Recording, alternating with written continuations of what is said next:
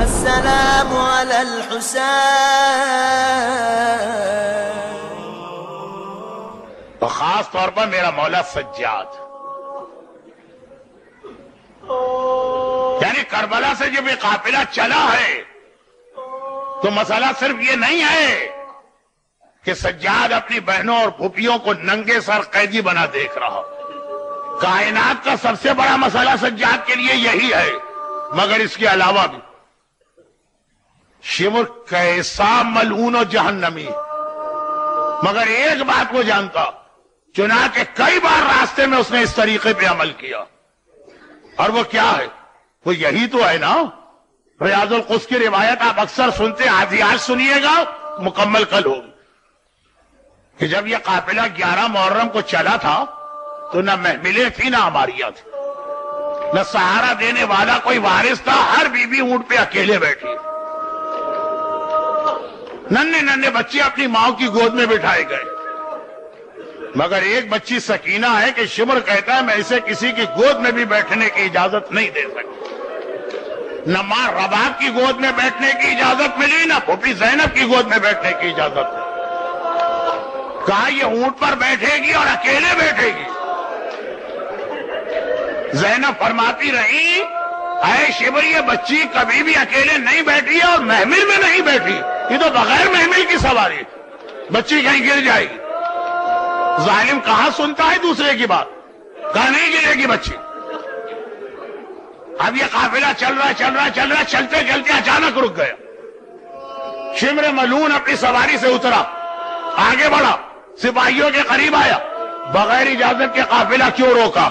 سپاہیوں نے کہا حاکم ہم کیا کریں، جس نیزے پہ حسین کا کٹا سر ہے وہ نیزہ زمین میں گڑ گیا، آگے نہیں بڑھتا. ہم نے ہر کوشش کر کے دیکھ لی. شمر نے کہا اچھا حسین کا سر آگے نہیں بڑھ رہا، میں اس سر کو آگے بڑھاتا ہوں.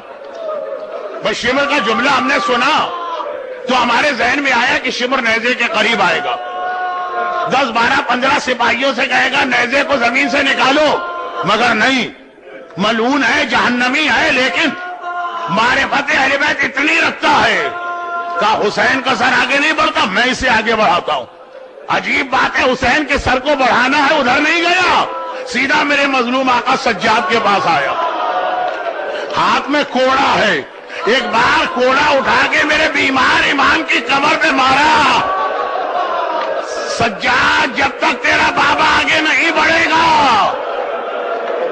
اس وقت تک مسلسل تیری کمر پہ کوڑے مارے جائیں گے. سمر جانتا ہے، دیکھیں یہ بھی سجاد کا ایک امتحان. سجاد نے صرف ایک جملہ کہا بابا رک کیوں گئے ہیں؟ کٹے سر سے آواز آئی سجاد میں تیری مظلومیت کو دیکھ رہا ہوں لیکن آگے کیسے بڑھوں؟ میری سکینہ اونٹ سے جنگل میں گر گئی ہے، جب تک کہ سکینہ نہیں آئے گی حسین آگے نہیں بڑھے گا. شمر و سجاد ادھر تو چھوڑیے بات، زینب کے کان میں بھائی کا جملہ آ گیا، ارے میری سکینہ گر گئی ہے.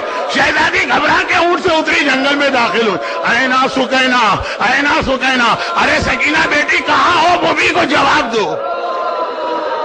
سکینہ کا جواب تو نہ آیا. ایک جگہ جھاڑیوں کے درمیان ایک نقاب پوش اور سیاہ پوش بیوی زمین پر بیٹھے نظر آ گئی اور ننھی سکینہ ان کی گود میں سر رکھے سو رہی ہے. زینب نے یہ منظر دیکھا، شہزادی گھبرا گئی. دیکھیں فطرت کیا کہتی ہے، ماں کا بیٹا کھو گیا، جیسے ہی ملے گا وہ تڑپ کے آگے بڑھے گی، اپنے بیٹے کو اٹھا کے گلے سے لگائے گی. مگر زینب نے یہاں دو اتنی عجیب باتیں دیکھی کہ سکینہ مل گئی مگر زینب نے سکینہ کو نہیں اٹھایا. حیرت کے ساتھ نقابپوش بی بی کو دیکھا اور کہا کہ دو باتیں مجھے بڑی عجیب لگی. اب تک تو جو آیا بچی کے تماچے تو لگائے، بدن پہ کوڑے تو مارے، آپ کون ہیں جو اس یتیمہ سے اتنی مہربانی کر رہے ہیں؟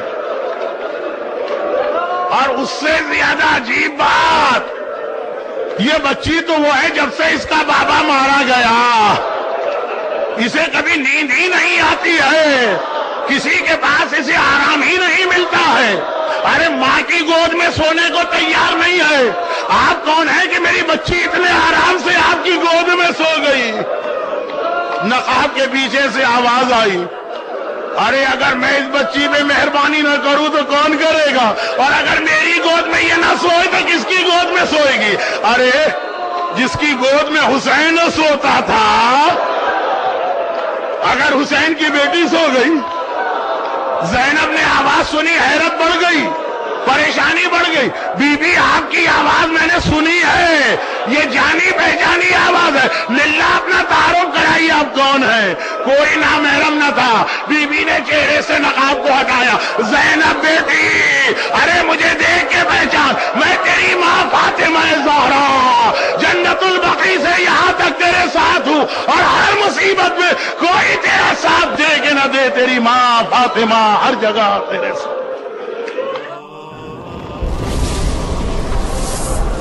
السلام على الحسين